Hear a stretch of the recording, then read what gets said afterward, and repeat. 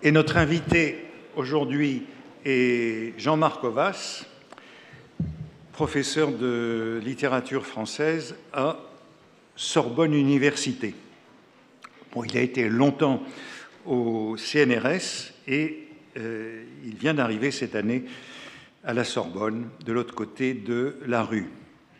Alors, vous le connaissez bien par ses considérables biographies de Victor Hugo, dont nous disposons déjà de 2 gros volumes. Le premier tome publié en 2001, le deuxième publié en 2008, et le troisième, je ne sais pas s'il est sous presse ou à paraître, ou que faut-il dire. En tout cas, nous l'attendons avec impatience. Il est l'auteur d'éditions de Victor Hugo, qu'il a procuré, comme Les Châtiments, l'histoire d'un crime. Il a participé à beaucoup d'expositions et de numéros de revues. Et il a travaillé aussi sur la génétique dans le cadre du CNRS à l'Institut des textes et manuscrits modernes. Alors je voulais l'inviter à parler de Hugo parce que Hugo a vécu longtemps et que l'un de mes objets, c'est fins de la littérature au sens des fins de carrière, mais comme je vous le disais, travaillant le sujet, je ne rencontre pas le nom de Victor Hugo dans les canons de stylistes tardifs. C'est l'une des questions que je me pose et que je voudrais lui poser. Son titre est « Chantier sur l'océan, poétique du vieil Hugo ». Merci beaucoup. Je suis très honoré et impressionné de cette invitation que vous m'avez faite à parler dans cette enceinte si prestigieuse, devant ce public d'élégance et d'élite, dans votre cours qui est depuis longtemps déjà devenu presque un mythe, à tout le moins une mythologie d'aujourd'hui, et dans ce cours-ci précisément mélancolique et crépusculaire que j'illustre pour commencer avec ce frontispice, comme il se doit, même si les fins de la littérature devraient plutôt commencer par des culs de lampe, pour reprendre typographiquement le jeu de la semaine dernière entre les incipites et les désignites. Mettons que ce sera la première antithèse d'une longue série. Je commence ces fins par un frontispice. Il me sert, hélas, surtout d'alibi en faveur d'un titre que j'avais inconsidérément choisi il y a longtemps déjà, avec l'aide d'Elisabeth Russo, que je remercie. Je lui avais d'abord soumis ma poétique du vieil Hugo, que je trouvais très Valéry, Collège de France, 1937. Mais elle a insisté pour un titre un peu moins décourageant, et c'est alors que j'ai pensé à ces chantiers sur l'océan qu'on pourrait illustrer par une musique de Ravel, revisitée, comme on ne devrait pas dire, par Steve Reich. Les arpèges d'un côté, le marteau-piqueur de l'autre, ou la rencontre improbable de Vulcain et de Neptune, sinon de Mars et de Vénus. Les hugoliens, ceci dit, ne sont pas allés chercher si loin. Ils ont reconnu les 2 derniers titres d'œuvres posthumes de Victor Hugo, publiés respectivement en 1989, c'est le volume Océan, et en 1990, c'est le volume Chantier, au pluriel, par René Journet, dans l'édition Lafon Bouquin de Jacques Sébacher et Guy Rosa, que je remercie d'être venu m'écouter, et pas uniquement en descendant de Goethe. Les hugoliens pouvaient aussi très légitimement entendre derrière ces chantiers sur l'océan une allusion transparente, à force de synonymie, aux travailleurs de la mer, le grand roman de 1866 dont vous avez ici le frontispice, dessiné par Victor Hugo et gravé par Méhol. Le dessin original, qui se trouvait à l'origine relié en tête du manuscrit du roman, est beaucoup plus sépia, mais la gravure n'est pas sans qualité.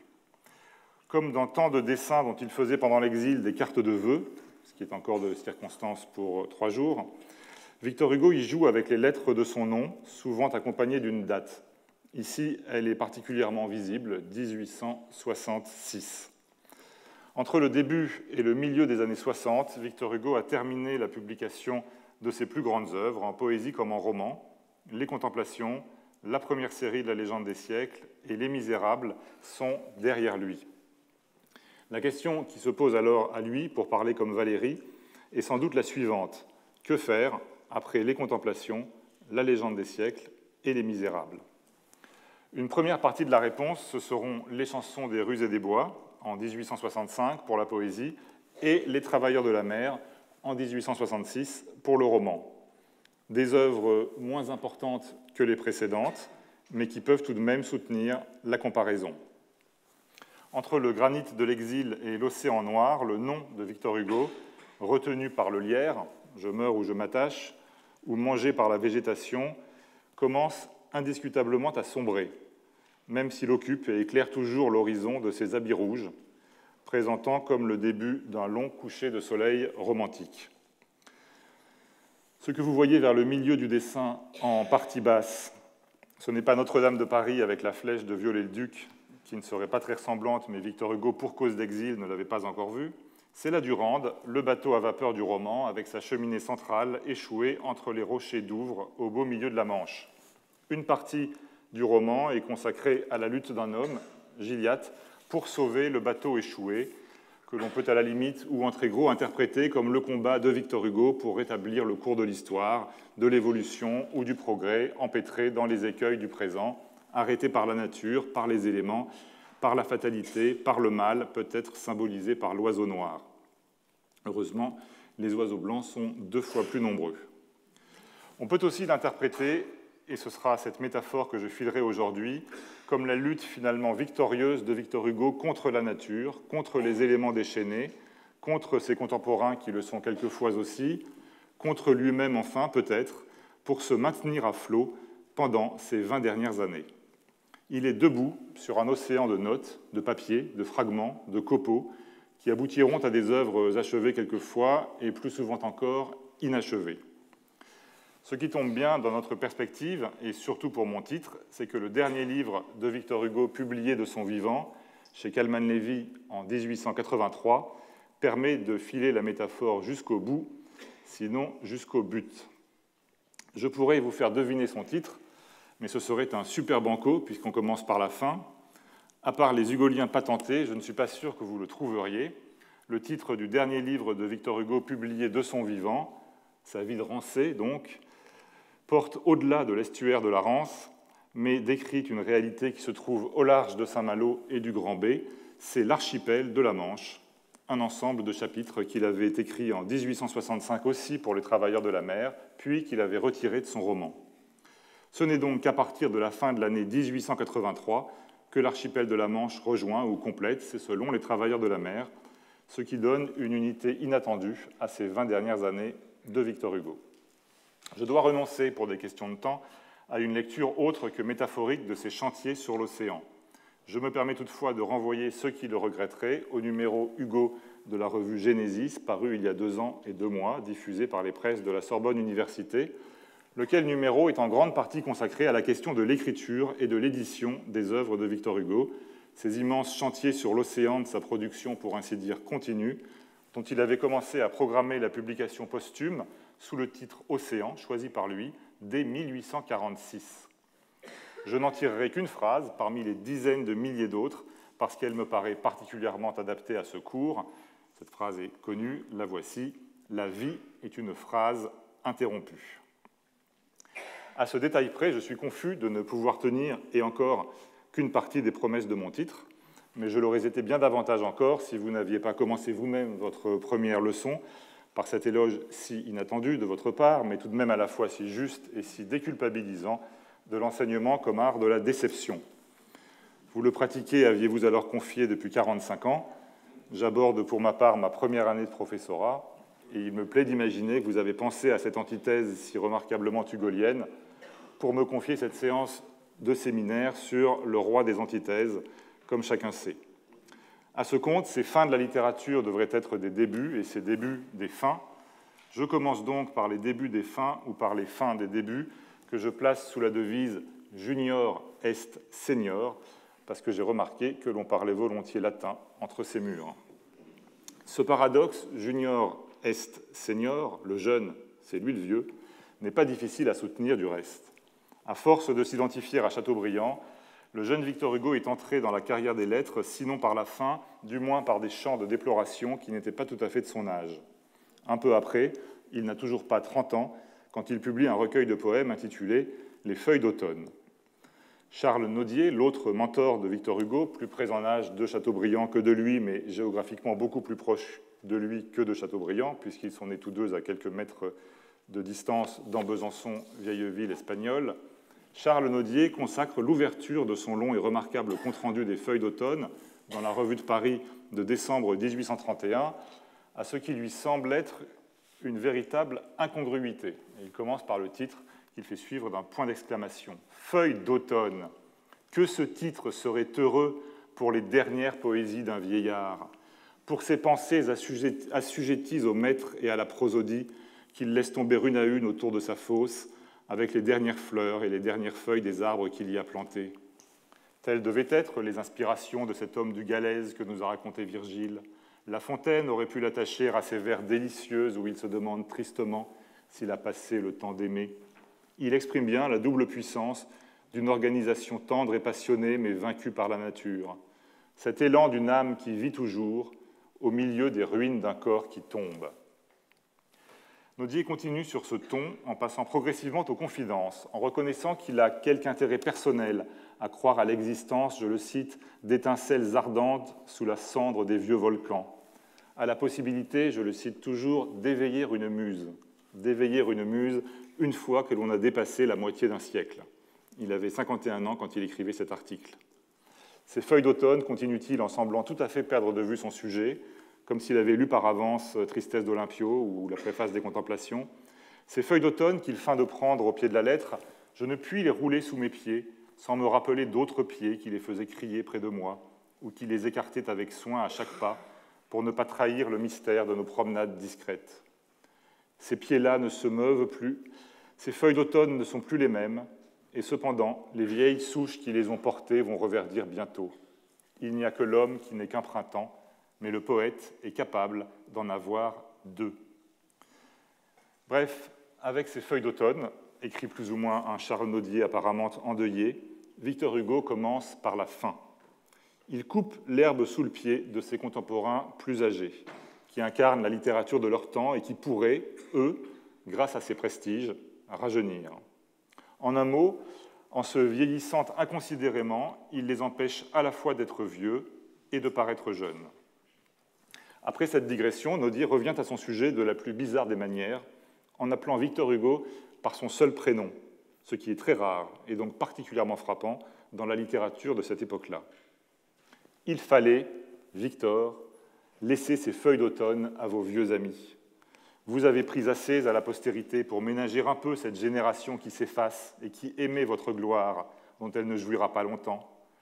Il faut des couronnes plus fraîches à vos 29 ans, déjà comblés de tant de succès, encore plein de tant d'espérance. Cet article, qui est aussi le dernier de Charles Nodier sur la poésie de son jeune compatriote, ne commence qu'après cette longue captatio benevolentiae. Il y revient encore à la fin en expliquant que, ces jours se faisant rares à son âge, ses feuilles d'automne l'avertissent qu'il ne verra peut-être plus celles du printemps. C'est ainsi qu'il prend congé de Victor Hugo dans la Revue de Paris en décembre 1931, en lui reprochant avec une bienveillance toute paternelle de s'être installé sur un terrain qui n'était pas le sien. Vous avez deviné la résolution dialectique du junior est senior, d'autant que le latin se lit dans les deux sens. À ce junior est senior de la jeunesse va immanquablement faire écho à un senior est junior de la vieillesse, et vous allez trouver que je ne me suis pas beaucoup fatigué pour mon plan. Ce senior est junior, le voici. Nous sommes une bonne trentaine d'années plus tard. Nodier est en effet mort depuis bien longtemps. C'est la loi, nul ne peut s'y soustraire. Victor Hugo lui-même, à 63 ans, est alors bien plus âgé que Nodier lorsqu'il écrivait son article sur les feuilles d'automne. Et ce titre, Senior est junior, que vous avez sous les yeux sous sa forme manuscrite, est celui d'un poème emblématique des chansons des rues et des bois. Emblématique, pourquoi ? Parce que c'est une devise qui sonne comme un programme. Victor Hugo, qui n'a plus rien à prouver, s'amuse à annexer désormais, ou a tenté d'annexer désormais, non plus le terrain de ses aînés, mais ostensiblement celui de ses cadets, en leur faisant la morale par-dessus le marché. Le vrai jeune, c'est celui qui est vieux. Entre 1859, publication de la première série La légende des siècles, et 1865, publication des chansons des rues et des bois, s'est en effet développé en France le mouvement plus ou moins collectif qui aboutira au premier Parnasse contemporain. Victor Hugo le suit à distance, depuis l'exil, mais avec une intuition très juste de ce qui est en train de se passer. La dédicace des Fleurs du Mal au poète impeccable, au parfait magicien ès-lettres françaises Théophile Gautier, notamment, ne lui a pas échappé, si bien qu'il choisit pour son nouveau recueil la forme unique du quatrain de vers court, qui était celle utilisée exclusivement par Théophile Gautier dans Émaux et Camée.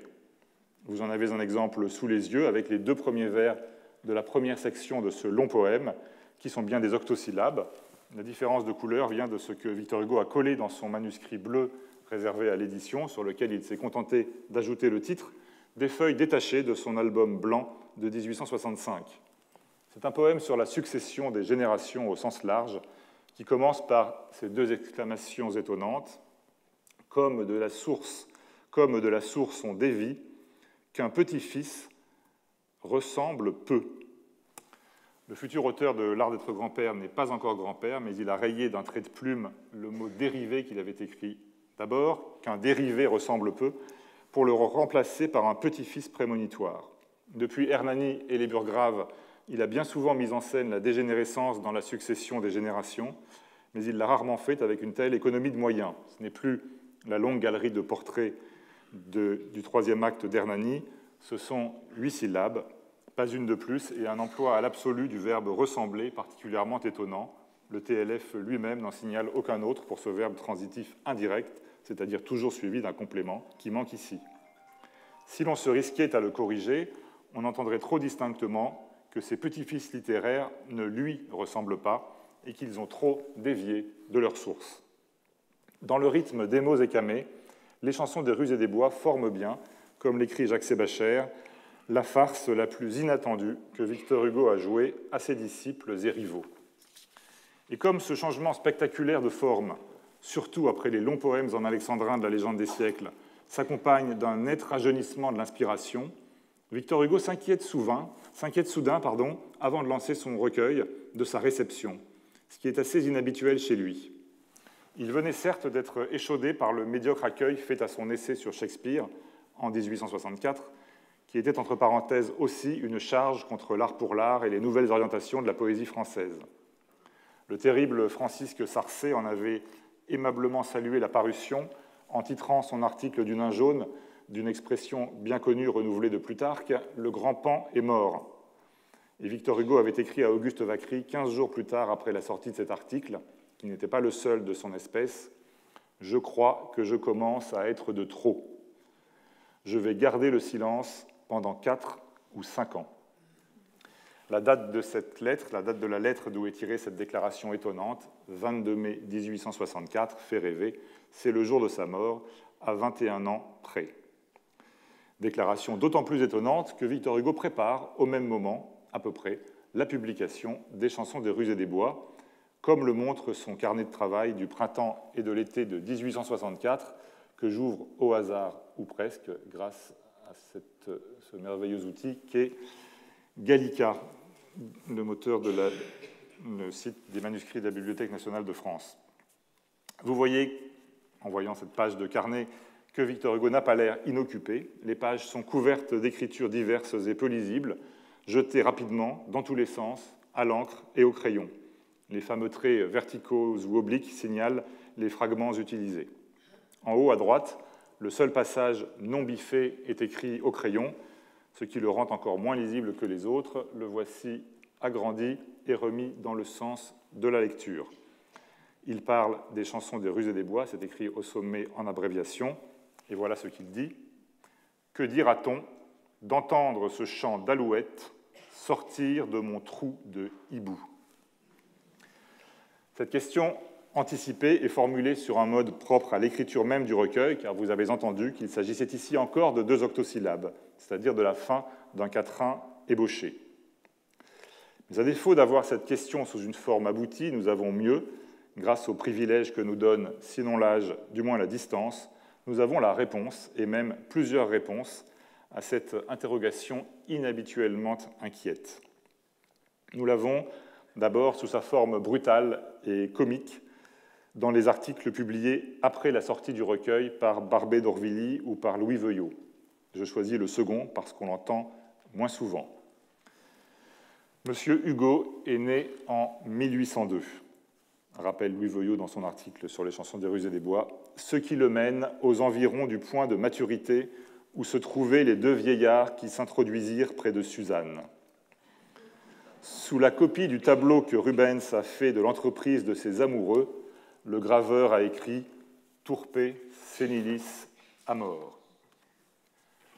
Ce tableau, le voilà. Le graveur, c'est Paulus Pontius, qui interprète la Suzanne et les vieillards de Rubens. C'est ici une épreuve du Petit Palais, qui est conservée au Petit Palais. On lit distinctement au pied de la gravure la légende « Turpe senilis amor », deuxième partie du vers d'Ovide. « Turpe senex miles, turpe senilis amor ». C'est une honte ou une infamie qu'un soldat âgé ou que l'amour chez un vieillard. Nous sommes assez loin du sublime sénile.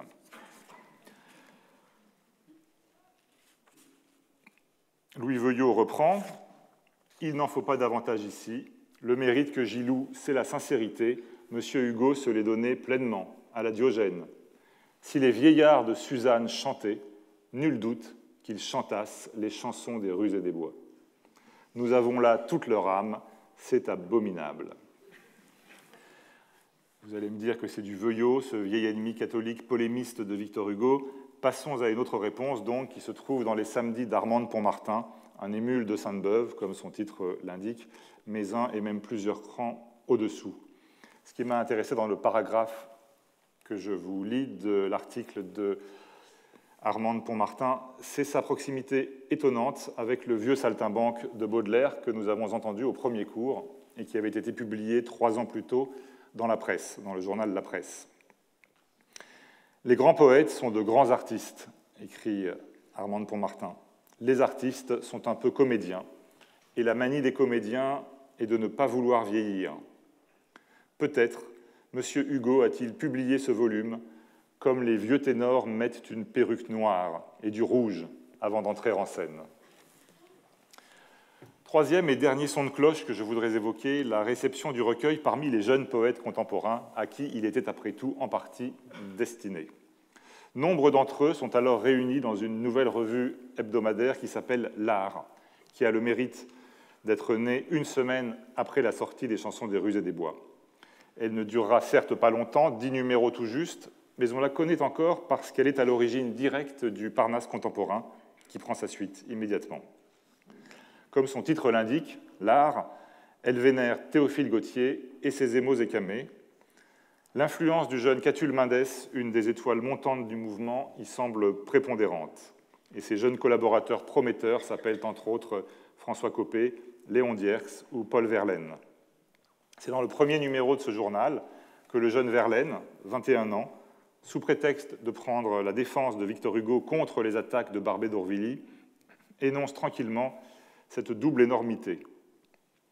Certes, donc on est une semaine après la publication des chansons des rues et des bois, certes, à mes yeux, les Contemplations ne sont pas le chef-d'œuvre d'Hugo, tant s'en faut. Je les trouve même son livre le plus faible. Mais ce n'est pas une raison pour insulter au génie, même défaillant. Et il y a un petit astérisque après son livre le plus faible et une note en caractère gras avec les chansons des rues et des bois. On n'en saura pas plus pour ce numéro. Le vrai compte-rendu des chansons des rues et des bois paraît 15 jours plus tard, donc 2 numéros plus tard, sous la plume d'un camarade de jeunesse de Verlaine, bien oublié aujourd'hui, qui s'appelle Mio Frochot, qui publie un compte-rendu assez long mais très clair. L'erreur commise par notre grand poète est de croire que l'on pouvait redevenir jeune. On n'a qu'une jeunesse. Formulation qui est exactement l'inverse de ce que Nodier avait écrit au moment de la publication des Feuilles d'automne, quand il disait que les poètes pouvaient avoir de jeunesse. Il s'efforce, mais en vain, d'être gai, comme elle est triste, cette joie. C'est là, en effet, l'erreur capitale qui se ressent dans tout le volume, d'avoir cru pouvoir impunément redevenir jeune à volonté. L'entreprise était au-dessus des forces humaines. Cela perce dans chaque ligne, on le sent dans chaque vers, etc., etc. Bref, à la fin de l'article, le critique renvoie pour finir le poète chassé sur d'autres terres que celles de la jeunesse. Qu'il nous soit permis, en terminant cette rapide étude, de souhaiter que Victor Hugo revienne promptement à son ancienne manière, c'est-à-dire qu'il laisse de côté ce petit vers où son génie puissant semble mal à l'aise, et dernièrement encore employé d'une façon si merveilleuse par Théophile Gautier dans Émaux et Camée, et qu'il produise de nouveau un livre comme La légende des siècles, évidemment le chef-d'œuvre poétique du XIXe siècle. On le voit, la volonté d'un artiste au sommet de son art d'intégrer les évolutions de ses jeunes contemporains n'est pas sans danger. Il paraît même à bien des égards plus difficile de se rajeunir que de se vieillir. En tout cas, les chansons des rues et des bois, avec son senior est junior provoquant, offrent à ce sujet un cas d'école, parnassienne certes, mais aussi universelle. On ne peut qu'admirer la leçon qu'en avait tirée sur le champ l'amusant Timothée Trim dans le Petit Journal, en tête de son compte-rendu de 1865. Victor Hugo, écrivait-il, a eu un destin singulier. Il aura, dans sa jeunesse, été discuté par les vieux. Il est, dans sa vieillesse, discuté par les jeunes. Ce qui est certain, c'est que Victor Hugo, déjà refroidi par l'accueil fait à son William Shakespeare en 1864, n'est guère satisfait en 1865 de la réception des chansons des rues et des bois. Il revient donc à son idée de garder désormais un silence prudent. Et telle sera bien la première de ces nouvelles stratégies, moins frontales, plus subtiles, dont je voudrais donner deux exemples. La première stratégie, c'est donc de se taire, du moins pour ce qui concerne les recueils de poèmes. Il s'y tient pendant 7 ans, puisqu'il ne revient sur le devant de la scène éditoriale poétique qu'avec L'année terrible, recueil publié en 1872, donc avec un peu de recul, sur l'année 70-71. Je vous montre ici le faux titre de l'exemplaire de l'édition originale avec envoi au pied de Madame Judith Mendès et une belle signature, afin que vous constatiez au passage que Victor Hugo ne perd pas de vue la jeune génération, puisque Judith Mendès n'est autre que l'épouse de Catulle Mendès, l'écrivain prometteur qui fédérait les poètes à l'époque de la revue L'Art, puis du premier Parnasse contemporain. L'heureux propriétaire de cet exemplaire se trouve dans cette salle, je le sais, et comme nous avons parlé la semaine dernière du prix des œuvres d'art, je peux ajouter qu'il étudiera toutes les propositions d'achat à l'issue de cette séance. Plus sérieusement, à ce sujet, je ne ferai qu'esquisser une digression possible, comme dit Valérie, digression inspirée par le beau livre d'Édouard Graham sur la collection de Jean Bonnat intitulé « Passage d'encre ».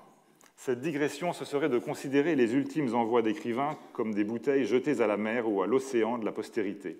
En personnalisant chaque exemplaire, ils dessinent en quelque sorte, pour parodier le titre du dernier ouvrage de la première série des œuvres posthumes de Victor Hugo, des post-scriptums de leur vie. Contrairement aux services de presse plus ou moins contraints, à quoi équivalent souvent les envois sur les premières œuvres, la part d'intentionnalité grandit avec l'âge. Si l'Archipel de la Manche, en 83, est bien le dernier livre de Victor Hugo publié de son vivant, il semble que ce dernier n'en a signé aucun exemplaire. Ces derniers envois se trouvent respectivement sur sa dernière pièce de théâtre publiée, Torquemada, en 1882, et sur le tome 5e et dernier de La légende des siècles, en 1883. On peut considérer que l'envoi à Lecomte de Lille sur Torquemada était une manière, pour Victor Hugo, de désigner son successeur à l'Académie française.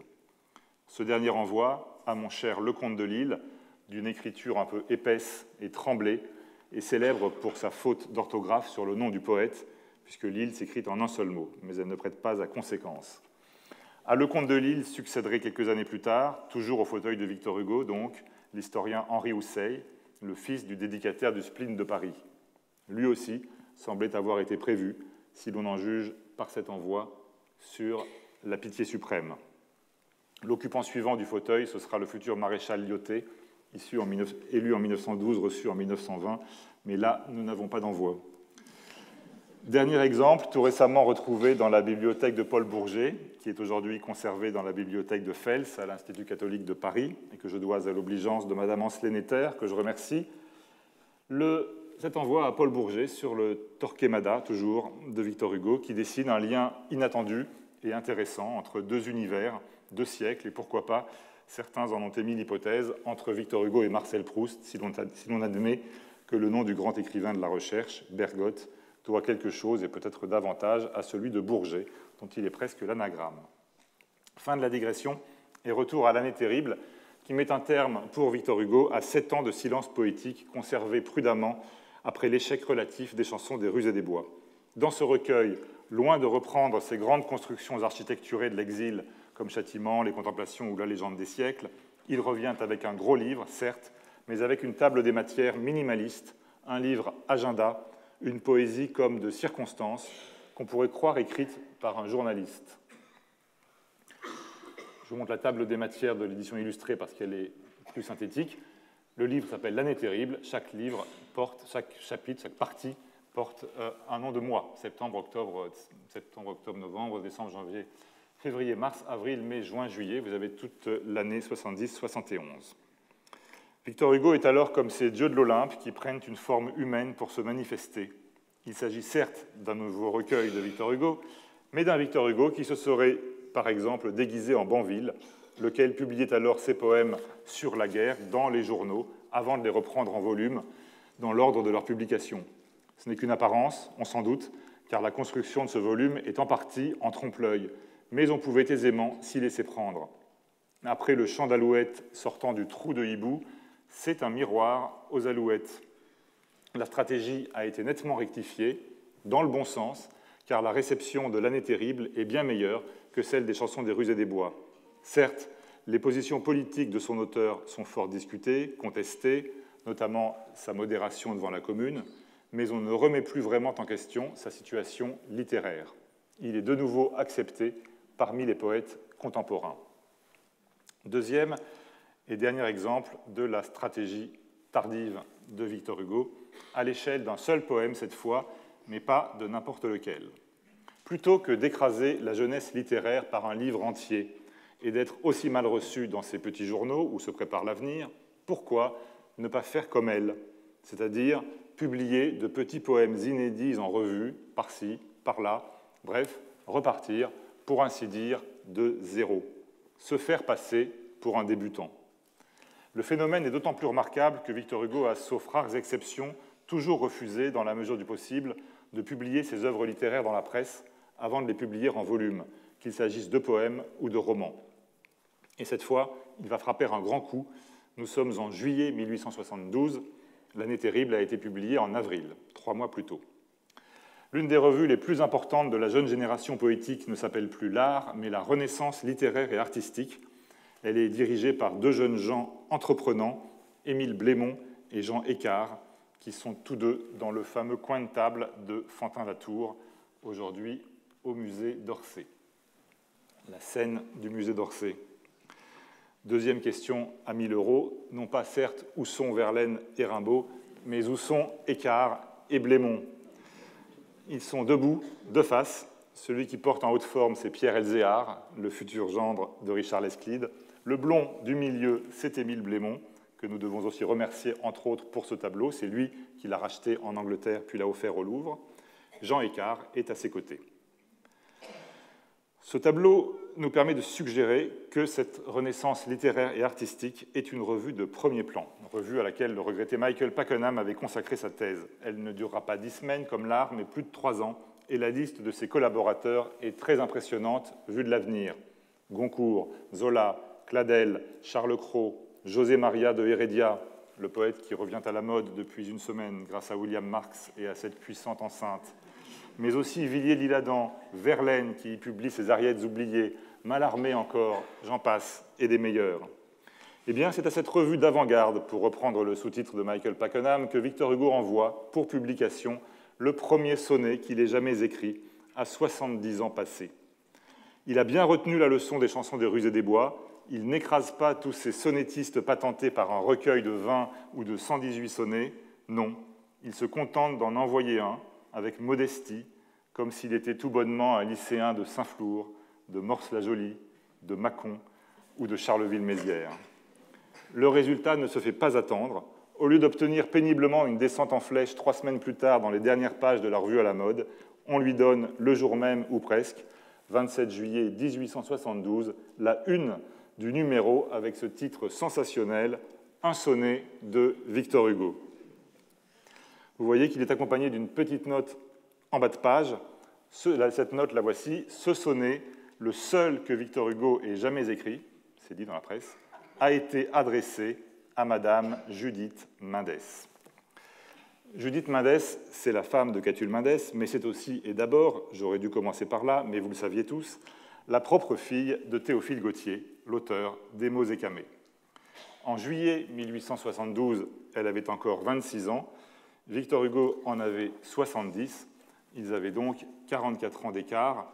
J'agrandis du coup le sonnet pour que nous puissions le lire rapidement, car il risque d'être bientôt retiré de toutes les bibliothèques.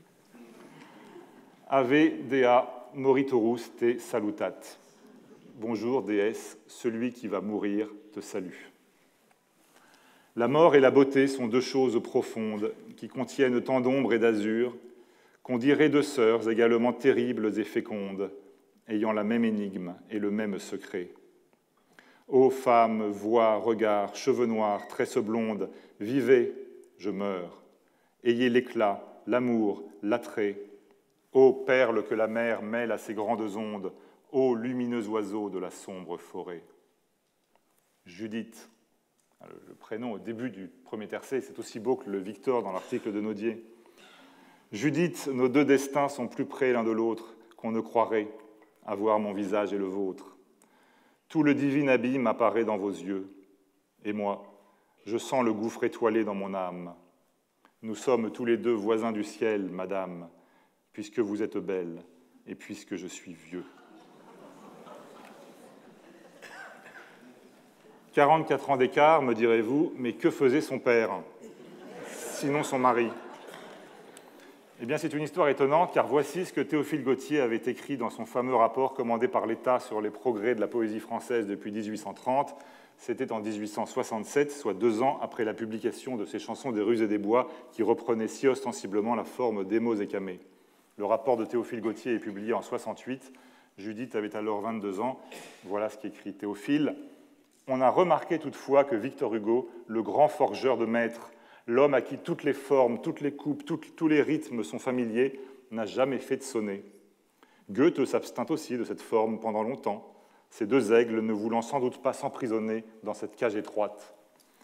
Cependant, Goethe céda, et tardivement il composa un sonnet qui fut un événement dans l'Allemagne littéraire. Goethe avait en effet 58 ans quand il composa son premier sonnet.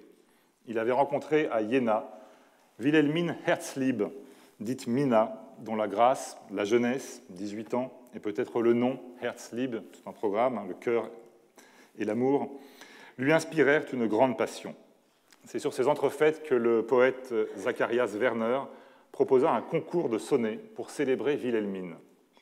Goethe se lança dans cette course, prenant plaisir, dit-on, à surmonter sa passion en contraignant son inspiration dans les formes rigoureuses du sonnet. Presque comme Victor Hugo plus tard, il écrivit dans son journal, à la date du 11 décembre 1807, ce seul mot « sonnet », avec un point d'exclamation. Car on connaît aussi, pour la même raison, Hugo l'a écrit dans son journal, le jour où il a écrit son sonnet à Judith, c'était le 12 juillet 1872. Puis Goethe composa coup sur coup, non pas un, comme le dit Théophile Gautier, mais 17 sonnets qui forment un seul cycle. On raconte qu'il y en eut même 20, mais que 3 furent perdus. Il n'en écrivit jamais d'autres. L'histoire ne dit pas s'il remporta le concours, mais ce cycle de sonnets marque le seuil de la dernière manière de Goethe poète, avec notamment l'arrivée du motif du renoncement amoureux, si important dans les affinités électives, et dans Wilhelm Meister. Les points communs avec Victor Hugo sont troublants. Les sonnets tardifs de Goethe, expression d'une nouvelle esthétique, se placent sous le signe de la passion amoureuse pour une jeune femme et de la rivalité littéraire. À l'époque de son sonnet, Judith a certes 8 ans de plus que Mina, mais vous avez eu le temps de calculer que l'écart d'âge est plus grand de 3 ans dans le cas de Victor Hugo. Et là-dessus se greffent, avec le sonnet, des questions de forme. Ces questions qui intéressaient tant Paul Valéry. L'un de ses articles majeurs à ce sujet, conférence radiodiffusée de 1935 pour le 50e anniversaire de la mort de Victor Hugo, s'intitule justement « Victor Hugo, créateur par la forme ». Dans ses réflexions, qui excèdent largement cet article sur la poétique du vieil Hugo, Valéry y revient régulièrement.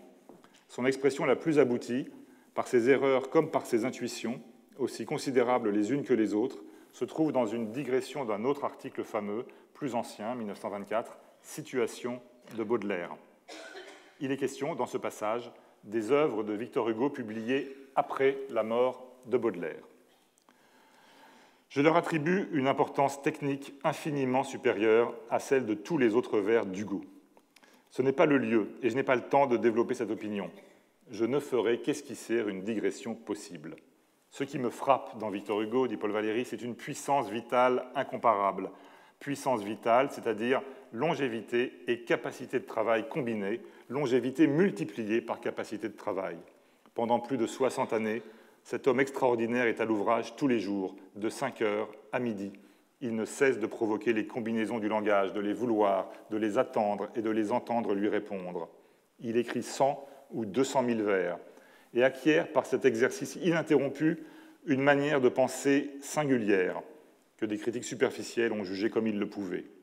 Mais au cours de cette longue carrière, Hugo ne s'est pas lassé de s'accomplir et de se fortifier dans son art. Et sans doute, il pèche de plus en plus contre le choix, il perd de plus en plus le sentiment des proportions, il empâte ses vers de mots indéterminés, vagues et vertigineux, et il y place l'abîme, l'infini, l'absolu, si abondamment et si aisément que ces termes monstrueux en perdent jusqu'à l'apparence de profondeur qui leur est accordée par l'usage. Mais encore, quels vers prodigieux, quels vers auxquels aucun vers ne se compare en étendue, en organisation intérieure, en résonance, en plénitude, n'a-t-il pas écrit dans la dernière période de sa vie, dans la Corde d'airain, dans Dieu, dans la fin de Satan, dans la pièce sur la mort de Gautier, l'artiste septuagénaire qui a vu mourir tous ses émules, qui a pu voir naître de soi toute une génération de poètes et même profiter des enseignements inappréciables que le disciple donnerait au maître si le maître durait, le vieillard très illustre atteint le plus haut point de la puissance poétique et de la noble science du versificateur. Hugo n'a point cessé d'apprendre par la pratique. J'ai parlé un peu légèrement peut-être des erreurs et des intuitions aussi considérables les unes que les autres dans cette digression. La partie la plus intéressante est à mes yeux celle, très neuve, du moins pour Victor Hugo, de l'idée qu'il a pu tirer des leçons de ses disciples. Quant aux erreurs, elles ont été relevées depuis longtemps par la critique. Dans la liste des œuvres de la dernière période de Victor Hugo, Valéry a presque tout faux, publiés certes tous deux après la mort de Victor Hugo, tous deux inachevés, Dieu et la fin de Satan, sont de l'artiste quinquagénaire et non pas septuagénaire. En revanche, la Corde d'airain, qui est aussi posthume, est bien une sorte d'appendice à l'année terrible, et la pièce sur la mort de Gautier est fatalement ultérieure à la mort de Gautier, le 23 octobre 1872, 3 mois, si vous suivez bien, après la publication à la une de la Renaissance littéraire et artistique du sonnet à sa fille, dont il avait inconsciemment passé commande dans un rapport officiel du Second Empire. Notons au passage que Valéry se garde bien de donner des exemples concrets d'innovations formelles que Victor Hugo pourrait devoir à ses successeurs. Pas un mot chez lui, par exemple, sur le sonnet à Judith. Il s'interrompt cependant volontiers dans différentes conférences, quelquefois même en conclusion, pour dire des vers de Victor Hugo à l'appui de sa théorie. Mais ces vers qu'il dit, ce sont toujours les mêmes, et il les tire immanquablement du même poème, celui écrit pour la mort de Théophile Gautier, et singulièrement la fin de ce poème, son dernier bloc de vers, qui compte 17 alexandrins. Il termine par exemple ainsi sa conférence radiodiffusée de 1935, en se contentant de les introduire par ce paragraphe. Mais comment achever de parler de cet homme extraordinaire? Très bonne question. Sans invoquer sa propre voix, sans doute les plus beaux vers qu'il ait faits, et peut-être qu'on n'ait jamais fait. C'est Valéry qui dit que les vers qu'il va dire sont non seulement les plus beaux vers de Victor Hugo, mais sans doute les plus beaux vers de la langue française. Les voici, continue Valéry. Il termine la pièce qu'il a écrite à l'âge de 70 ans au sujet de la mort de Théophile Gautier. Voilà l'édition originale du tombeau de Théophile Gautier avec sa date 1873, donc elle est publiée juste un an après la mort de Gautier. Ce recueil regroupe un peu plus de 80 poètes de différentes nationalités qui s'expriment dans différentes langues. Ils sont tous rangés par ordre alphabétique, sauf Victor Hugo, qui est en première position, avec cette impression bicolore noire et rouge qui caractérise ce livre. La dernière page du poème La voici, le dernier bloc de 17 vers, le voici, c'est celui-là que cite Valéry. Passons, car c'est la loi, nul ne peut s'y soustraire. Tout penche, et ce grand siècle, avec tous ses rayons, entre en cette ombre immense où pâle nous fuyons. Oh, quel farouche bruit font dans le crépuscule les chaînes qu'on abat pour le bûcher d'Hercule. Vous retrouvez les mystiches où Malraux a puisé le titre des entretiens crépusculaires, justement, avec le général de Gaulle, publié un an après sa mort en 71. Oh, quel farouche bruit font dans le crépuscule les chaînes qu'on abat pour le bûcher d'Hercule. Les chevaux de la mort se mettent à hennir et sont joyeux, car l'âge éclatant va finir. Ce siècle altier, qui sut dompter le vent contraire, expire. Ô Gautier, toi, leur égal et leurs frères, tu pars après Dumas, Lamartine et Musset. L'onde antique est tarie où l'on rajeunissait. Comme il n'est plus de Styx, il n'est plus de jouvence. Le dur faucheur, avec sa large lame, avance, pensif et pas à pas, vers le reste du blé. C'est mon tour. Et la nuit emplit mon œil troublé, qui, devinant hélas l'avenir des colombes, pleure sur des berceaux et sourit à des tombes. Comme Valéry, j'aurais bien aimé, et vous aussi, m'arrêter sur ces vers si sublimes, sur cet œil troublé mais ouvert, qui, devinant hélas l'avenir des colombes, pleure sur des berceaux et sourit à des tombes, mais je réclame encore votre attention, si vous me le permettez, pendant quelques instants. Cette leçon entre en contradiction complète avec la foi dans le progrès dont on veut si souvent faire de Victor Hugo le chantre naïf. Victor Hugo septuagénaire est pris ici en flagrant délit d'antimodernité. Mais aussi, la critique l'a déjà relevé, la dernière rime de ces derniers vers si admirés et si souvent cités par Valéry sera la première du cimetière marin, ce toit tranquille où marchent des colombes, entre les pins palpites, entre les tombes. Les fins de la littérature des uns seraient les débuts de celle des autres. Ou pour le dire comme ce vers de Lucrèce que Victor Hugo commentait volontiers, notamment dans la préface de La Légende des siècles et dans Les Misérables, quasi cursores, vitae lampada tradunt. Comme les coureurs, ils se transmettent les flambeaux de la vie. Un dernier mot, donc, sur cette ultime transmission. Maurice Barrès, dans ses mémoires, a mis drôlement l'accent sur ce Victor Hugo qui a su reconquérir sa place parmi les poètes contemporains.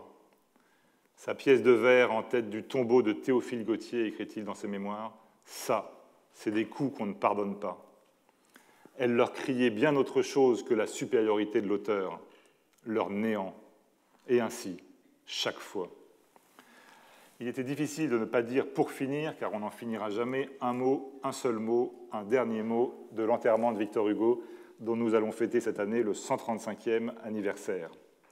Car pour parler avec le négligé calculé de Barrès dans ses mémoires, comme fin de la littérature, il se pose là. Même si l'événement l'excède, on ne le voit que trop dans Les Déracinés ou dans ce cri « Le grand Pan est mort » qui sera de nouveau poussé, il a été vécu par beaucoup comme une mort de la poésie, ou d'une certaine poésie, comme il était le vers personnellement. Le paragraphe célèbre de Crise de vers de Mallarmé commence ainsi « Un lecteur français, ses habitudes interrompues à la mort de Victor Hugo, ne peut que se déconcerter. » Mais j'ai annoncé que je ne voulais en dire qu'un mot, et ce mot de 3 lettres, pas de 5 lettres, je le trouve dans le discours du vicomte de Vaugué, qui reçoit Barrès à l'Académie française en janvier 1907. À la mort de Victor Hugo, lui rappelle-t-il sans doute en connaissance de cause, et là je lui cède la parole, comme les maréchaux de Napoléon après les adieux de Fontainebleau, vieux et jeunes auteurs s'écriaient en revenant du Panthéon « Ouf !» Ils n'étaient pourtant pas encore au bout de leur peine, là c'est moi qui ajoute, puisque entre cette date, 1er juin 1885 et le centenaire de Victor Hugo en 1902, allait paraître chaque année, comme si la mort n'avait rien changé, un nouveau livre de lui. Mais c'est une autre histoire, celle précisément de ces chantiers sur l'océan par lesquels nous avons commencé. Merci.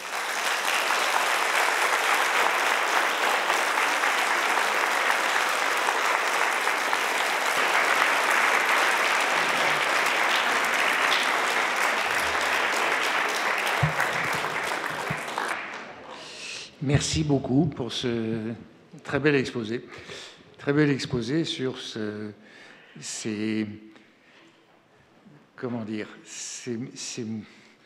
moyens de retrouver cette jeunesse à chaque moment, quoi.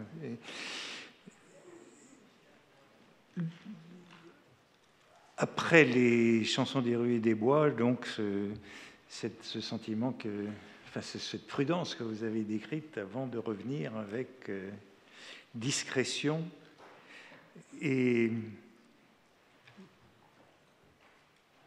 mais l'année terrible est avant. Oui, l'année terrible apparaît avant le sonnet.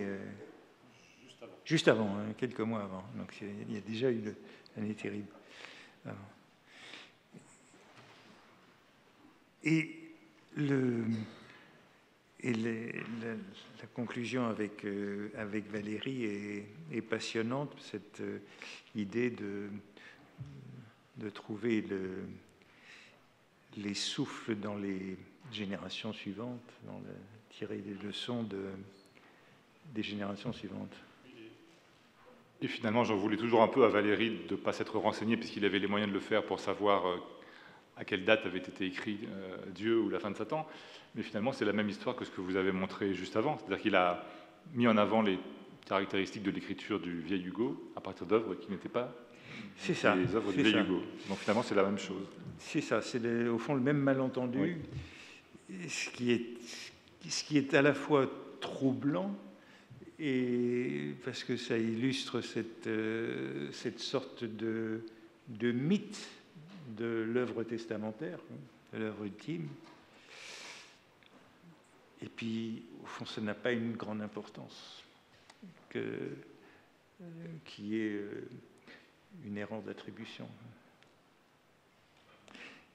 Mais vous avez très bien terminé avec, au fond, je n'avais pas pensé aborder la chose comme cela, comme la mort d'Hugo, comme la fin de la littérature, qui représente toute la littérature à ce moment-là.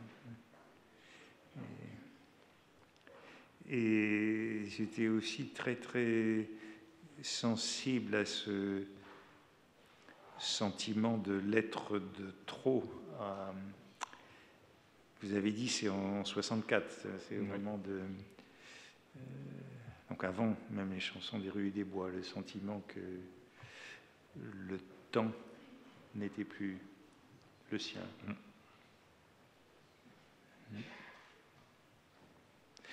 Dans mon souvenir, vous évoquiez le compte-rendu par Veuillot des chansons des rues et des bois.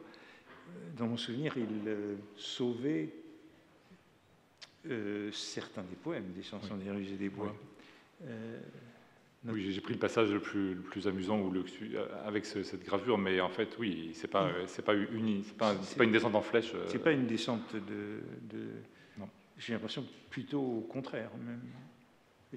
Oui, enfin, c'est partagé, mais il est quand même assez violent. Il y avait un certain nombre de poèmes qui étaient sauvés. Donc. Oui, un certain nombre de contemporains ont été, je pense que c'est Huysmans dans Harbour, hein, extrêmement impressionnés par la maîtrise technique d'Hugo dans ce recueil. Oui.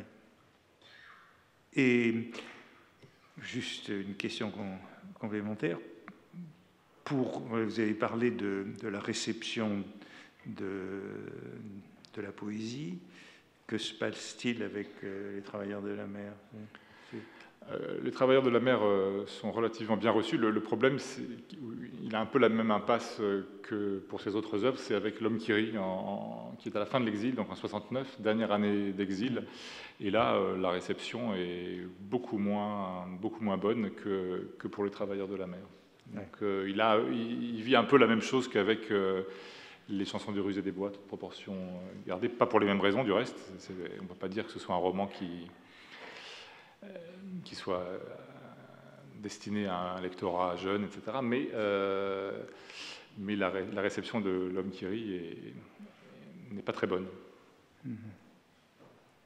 Et c'est peut-être, du reste, dans L'Homme qui rit, enfin ça c'est une parenthèse, mais qu'on trouverait le plus de caractéristiques du style tardif de Victor Hugo, ce qui prouve que ce n'était pas forcément tardif, c'était aussi l'exil, puisque dans son dernier roman, 93, il revient à une écriture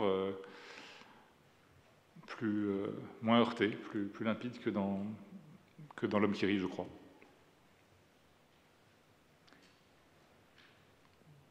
Donc vous admettriez dans une œuvre comme celle-là quelque chose du style tardif tel qu'il est analysé par... Tout à fait dans L'Homme qui rit. Tout à fait, mais le paradoxe, c'est que beaucoup plus que dans 93, qui paraît 5 ans plus tard. Mais c'était pas... il y a certainement des raisons. En tout cas, quand je réfléchis à cette histoire, je pense à ce que vous avez dit en présentant l'article d'Edouard Saïd, qui a assimilé la vieillesse pour la liberté que ça donne à un exil. Et je me suis dit que pour Hugo, il a eu les deux. Donc il a commencé plus tôt grâce à l'exil. Et donc on a beaucoup de traits de cette écriture tardive ou de cette liberté pendant l'exil déjà. Pendant l'exil. Voilà. Donc il y a vraiment un lien entre les deux. Il a eu la chance d'être exilé vieux peut-être. Donc il a combiné les deux. Quant à la thèse que vous avez soutenue des post-scriptums comme Bouteille à la mer, elle est séduisante et jolie. Et c'est pour ça que vous en aviez fait le recueil. Oui, parce que Hugo a 80 ans, la réception dans la presse, il envoie à ses amis journalistes, mais c'est pas tellement pour ça. On peut penser effectivement qu'il y a plus d'intentionnalité dans les recueils qu'il envoie, il y a plus de sens quand il envoie ses livres que plus tôt, ou même pendant l'exil, où il faisait très attention à son service de presse, parce qu'il n'y avait que ça pour vendre ses livres, pour qu'on le lise, pour qu'il soit connu. Donc vous pensez que ceux-là sont plus des témoignages de... Je trouve, oui, les derniers envois, oui, il me semble que c'est... Ouais. Bien, écoutez, merci beaucoup. Vous étiez venu pour parler des chiffonniers il y a quelques années, déjà de manière tout à fait passionnante et remarquable. Et je suis bien content que vous soyez revenu cette fois-ci. Merci à vous. Merci.